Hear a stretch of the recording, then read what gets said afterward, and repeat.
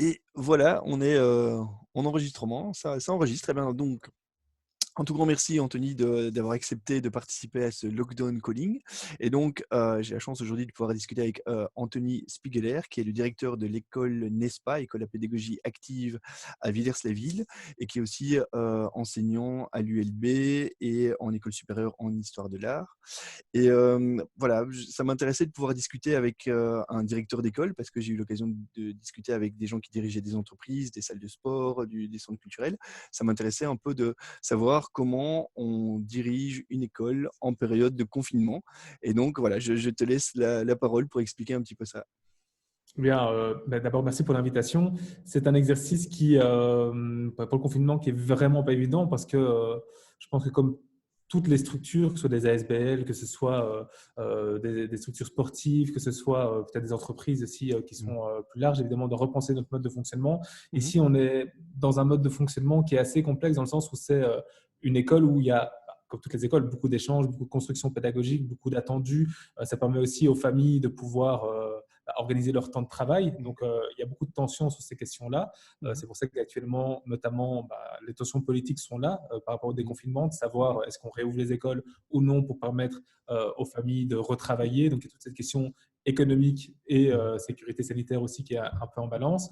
Je dirais que il y a du positif et du négatif dans tout. Je pense que le positif, c'est vraiment inédit. C'est la première fois qu'on a autant de temps pour pouvoir réfléchir sur notre pratique pédagogique. Et Mmh. ça, dans la vie d'une école, c'est assez précieux et assez rare parce qu'on Mmh. est pris par des rythmes administratifs, Mmh. relationnels, affectifs. On est pris, je pense, à la gorge tout le temps Mmh. par toutes les catégories qui sont présentes parce qu'il y a plein de questions, il y a plein d'interrogations. Et c'est ça Mmh. qui est beau aussi dans ce métier. Mais on a rarement le temps de pouvoir se poser vraiment sur une longue durée sur des questions pédagogiques, de regarder en arrière et aussi de pointer le futur. Et Mmh. ça, le confinement je pense, quelque chose de positif. Après, sur le mode de fonctionnement classique, ce qui est très complexe, c'est qu'on n'est évidemment pas préparé. Mmh. Il y a une fracture numérique qui est là. Il y a des attentes spécifiques à une pédagogie dite active Mmh. dans le cadre du confinement, là où maintenant les parents sont relégués à des rôles d'accompagnateurs aussi Mmh. là-dedans. Et donc, je dirais que c'est très compliqué parce que déjà l'école est un lieu où les inégalités sont frappantes, Mmh. mais alors là, ça explose complètement parce que les familles ont un schème sociologique qui est complètement varié, fragmenté, où certains vivent des difficiles, donc sont dans des situations qui sont plus aisées, plus confortables. Certains élèves ont mis comme priorité dans leur quotidien de travailler, d'avancer, de faire du suivi Mmh. pédagogique, ne sont pas du tout dans cette priorité-là. Et donc, on doit maintenir un équilibre entre Mmh. toutes ces familles, calmer des craintes, rassurer aussi. Voilà, moi, j'ai une posture Mmh. qui est, dans tous les échanges que je peux percevoir, Mmh. en tout cas, Mmh. au niveau pédagogique, on Mmh. voit la presse, les interviews qu'il y a au JT, etc., généralement en question de directeur d'école. Moi, j'ai une posture qui est assez simple. Je ne pense pas que 2 mois ou même 3 mois Mmh. sans contenu pédagogique puisse être une vraie problématique dans un cheminement de 12 années d'études. Mmh. On maintient un lien parce que c'est important que ce lien soit maintenu, mais on l'a fait dans un contexte qui était celui de l'immédiateté, c'est-à-dire qu'on a trouvé Mmh. des solutions très rapidement. Mmh. Maintenant, ça va certainement évoluer en fonction euh, des éléments nouveaux qui Mmh. arriveront avec le déconfinement, etc. Ouais. OK. Tu as déjà répondu à plusieurs questions que je me posais et tu as lancé plusieurs pistes. Peut-être juste par rapport à ce que tu viens de dire, est-ce que du coup, depuis un peu plus d'un mois là, vous avez déjà fait des réajustements par rapport à ce que vous aviez mis en place au début? Parce qu'effectivement, comme tu dis, c'est quelque chose, auquel on ne peut pas être préparé, donc vous avez réagi assez vite. Peut-être, est-ce que tu peux expliquer ce que vous avez lancé, au début et est-ce qu'il y a eu éventuellement des réajustements suite au retour que vous aviez? En fait, déjà, il faut bien savoir que comme nous sommes une école en construction, on n'a pas beaucoup de moyens pour tout ce qui est perçu comme annexe donc dans Mmh. la vie d'une école. Donc, on va Mmh. mettre la priorité sur le bâtiment, sur le pédagogique, sur les Mmh. activités, sur les ressources. Donc, ça veut dire que tout ce qui est service type outils numériques, ce n'est Mmh. pas la priorité. Ça arrivera un jour, mais ce n'est clairement pas la Ouais. priorité pour l'instant. Et donc, à contrario d'autres écoles, on n'a pas de logiciels type Smart School qui permettent d'avoir une interaction directe Mmh. avec les familles, avec les élèves, de Mmh. savoir qui s'est connecté, qui ne s'est pas connecté.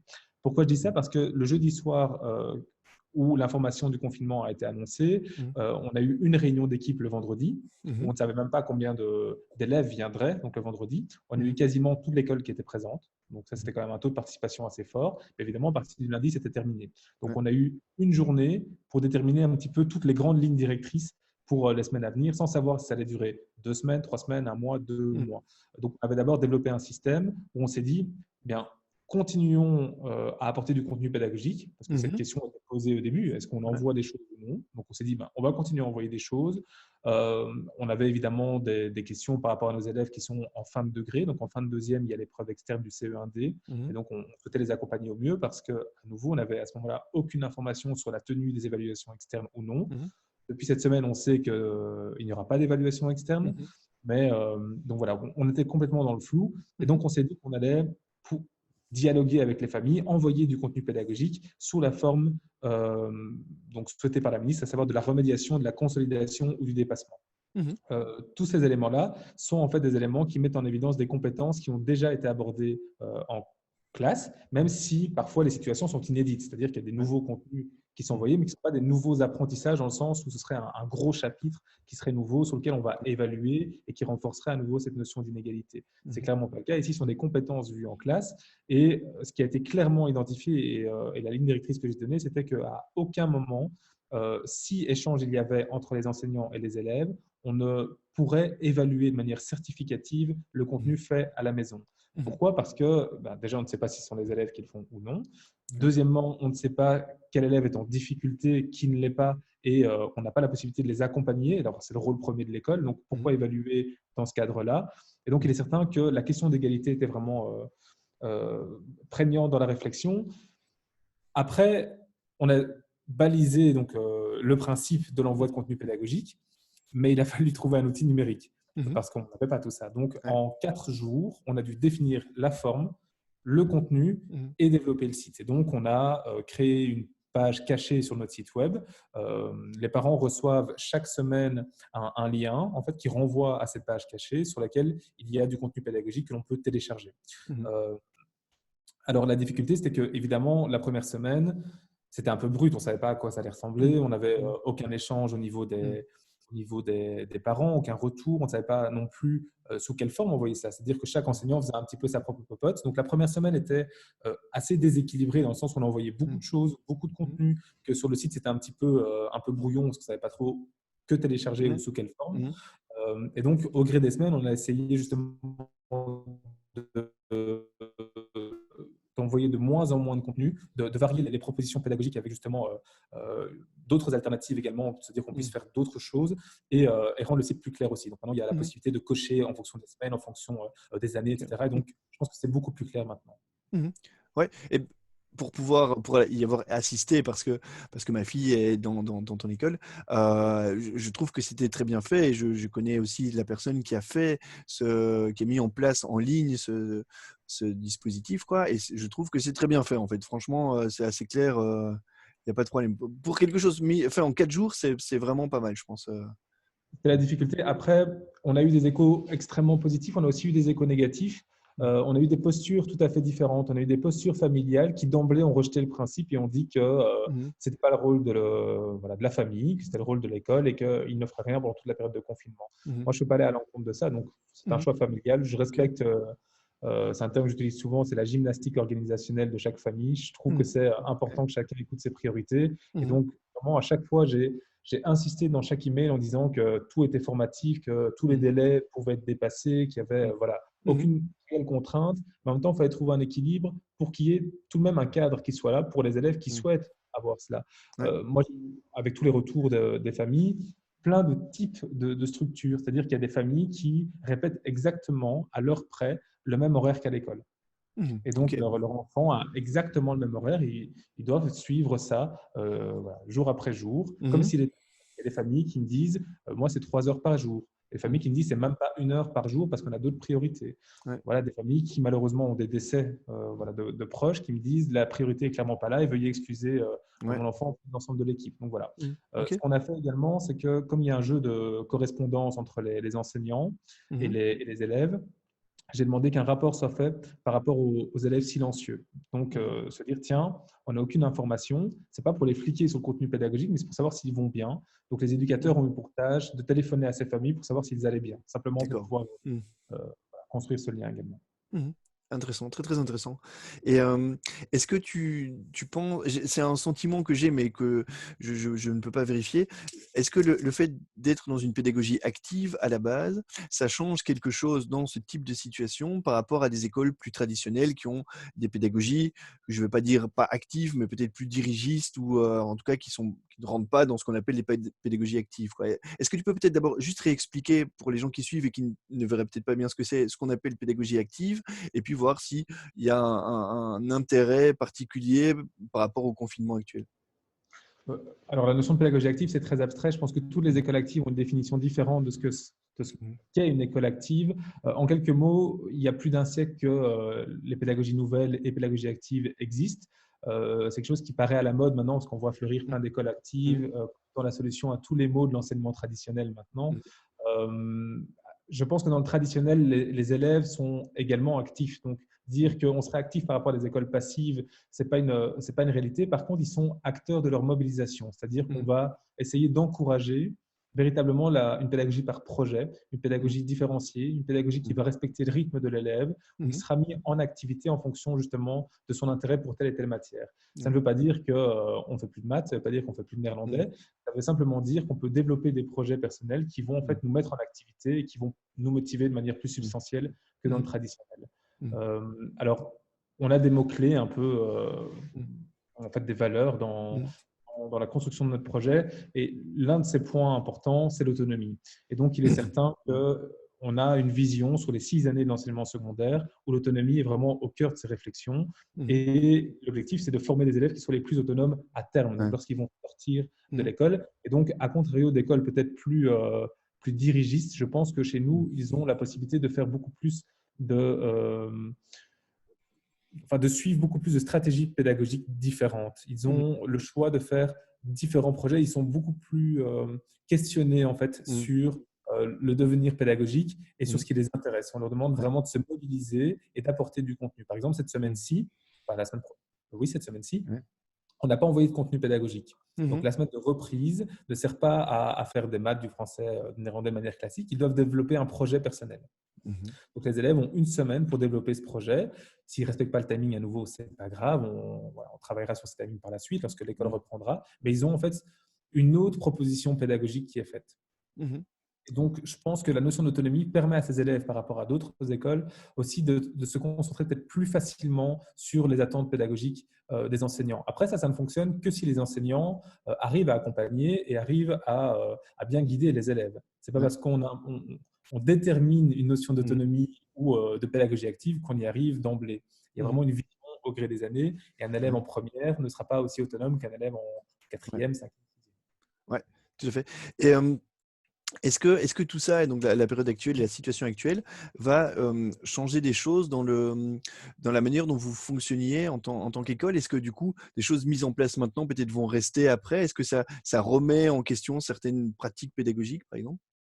Ce que ça remet clairement en question, c'est la notion de cohérence entre enseignants. Mmh mh. C'est-à-dire qu'on s'est rendu compte en rassemblant, donc comment on fonctionne, les enseignants doivent envoyer avant une date précise tout le contenu pédagogique Mmh. au pôle administratif. Le pôle administratif centralise tout ça. On relie un petit peu pour s'assurer voilà, qu'il y a un template qui soit respecté, que la forme soit là, Mmh. qu'il n'y ait pas de volume. Enfin, on essaie vraiment Mmh.